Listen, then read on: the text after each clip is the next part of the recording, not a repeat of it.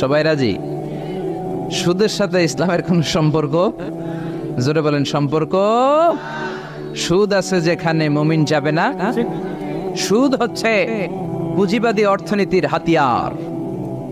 দমন নিপীড়নের মূল মাধ্যম হচ্ছে সুদ। এই সুদের কারণে যারা ধনী এরা শুধু ধনী হতে থাকে, আর যারা গরিব শুধু গরিবই হতে থাকে।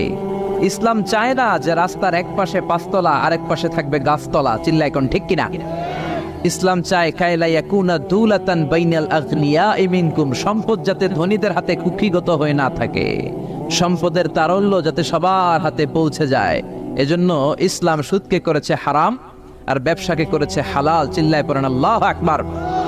এজন্য রব্বুল আলামিন বলেন, ওয়া আহাল্লাল্লাহুল বাইআ ওয়া হারামার রিবা, আমি আল্লাহ তোমাদের জন্য সুদকে করলাম হারাম আর ব্যবসাকে